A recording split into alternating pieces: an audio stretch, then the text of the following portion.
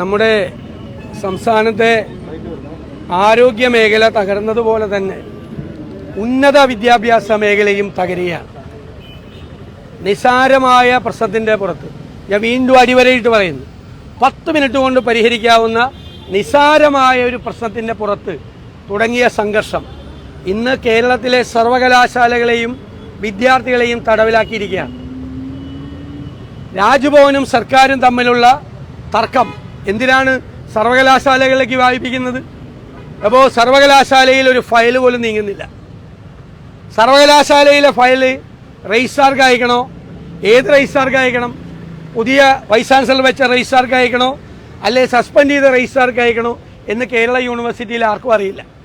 Appropriate authority തീരുമാനമെടുക്കും എന്ന് ഹൈക്കോടതി പറഞ്ഞിട്ട് ചാൻസലർ കൂടിയായ ഗവൺമെൻറ് ഒരു തീരുമാനവും ഇപ്പോൾ എടുക്കുന്നില്ല.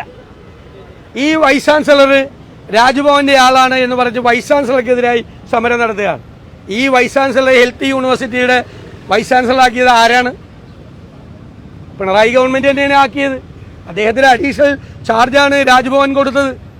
അപ്പോൾ ഈ മോഹനൻ കുന്നുമ്മൽ എന്ന് പറയുന്ന വൈസ് ചാൻസലർക്കെതിരായി സമരം ചെയ്യുമ്പോൾ ആ വൈസ് ചാൻസലർ ഇപ്പോൾ സംഘപരിവാറാണ് എന്നാണ് SFIയും CPMും ആക്ഷേപിക്കുന്നത്. സംഘപരിവാറുകാരനാണ് വൈസ് ചാൻസലറെങ്കിൽ അദ്ദേഹത്തെ ഹെൽത്ത് യൂണിവേഴ്സിറ്റിയുടെ വൈസ് ചാൻസലർ ആക്കിയത് ആരാണ്? പിണറായി സർക്കാരാണ് ആക്കിയത്. അപ്പോൾ അദ്ദേഹം പരിശോധിച്ചില്ലേ? സംഘപരിവാറുകാരനാണ്, സംഘിയാണ് എന്ന് പരിശോധിച്ചില്ലേ? അപ്പോൾ ഇവർ തന്നെയാണ് കുഴപ്പത്തിന്. കിം പരീക്ഷയുടെ ഫലം എന്താണ് സ്ഥിതി? സർക്കാർ ഒരിക്കലും ചെയ്യാൻ പറ്റാത്തൊരു കാര്യം അവസാന ഘട്ടത്തിൽ പ്രോസ്പെക്ടസ് തിരുത്തി എത്രയോ കുട്ടികളുടെ ഭാവിയാണ് അനിശ്ചിതത്വത്തിലായത്. എന്തൊരു സംഘർഷമാണ്! എത്രയോ കുടുംബങ്ങളിലാണ് ആളുകൾക്കെല്ലാം മാനസികമായ സംഘർഷം, കുട്ടികൾക്കും.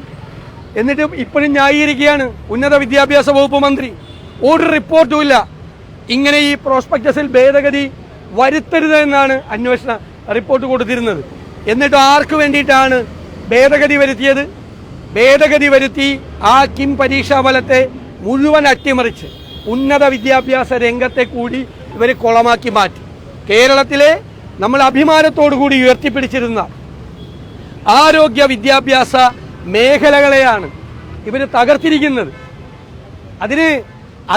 അത് ചോദിച്ചപ്പോഴാണ് എന്തിനാണ് SFI യൂണിവേഴ്സിറ്റികളിലേക്ക് ഈ സമരാഭാസം നടത്തുന്നത്?